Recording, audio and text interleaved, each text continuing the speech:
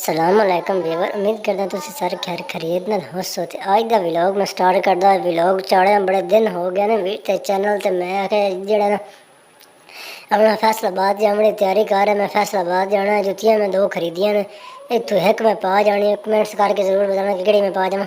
ते मैं जल्दी जल्दी जा रहा ते वेखदे पे जुत्तियां दे स्टाल वगैरह लगे हुए हैं। तो उम्मीद करदा तुहानू स्टाल वगैरह पसंद आया सुन। तो हुण मैं जेड़ा ना तकरीबन जा रहे हैं दरिया वाली साइड अल, उत्थों थोड़ी जी वीडियो बना के आ रहे हैं। तो हुण मैं ना अपने घर जाना, दोस्त बाद तैयारी करके निकल जाना। वेखदे पे हेलमेट वगैरह भी पा लिया। तो हुण जेड़ा ना जुत्तियां दा डब्बा भी तुहानू दिखा रहा मैं।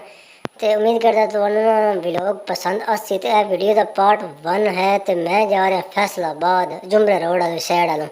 तो पहले मैं दरियाल जाना, तो फिर मैं जेड़ा ना फिर जुमरे रोड वाल मैं वग जाना। घर की बैक साइड भी तुहानू विखाई है, फ्रंट भी विखाया। तो हुण मैं गली में जा रहा जल्दी जल्दी वीडियो बनाने वास्ते। तो मैं पहले दरिया वाली साइड अल जाना है, चन्योड़ दे दरिया वाल। तो फिर मैं जरा ना फैसलाबाद वाले रस्ते वाल जाना। तो बच्चे स्कूल जा रहे हैं। तो मैं हम अगर टुरया होया आराम दे नाल। तो मोटरसाइकिल चढ़ा है। तो फिर जरा ना रोड से वग जाना। वेखदे पे दरिया वाली साइड मैं आ गया। तो दरिया की पुल भी तुहानू विखांदा। तो फिर मैं जुमरे रोड से चला जाना। जुमरे रोड से जाके फिर तुहानू वीडियो का पार्ट 1 है। तो और भी पार्ट आने। तो मैं फैसलाबाद जा रहा, फैसलाबाद रोड लिए बनता पे।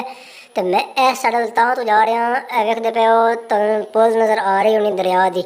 यह दरिया चनाब की पुल है। तो उम्मीद करदा तुहानू व्लॉग पसंद आया। उस राह एक्सीडेंट होया। यह बिल्कुल सरगोधे रोड के उत्ते ही एक्सीडेंट होया। मैं कहा चलो इसकी वीडियो थोड़ी जी बना के तुहानू विखा देवां।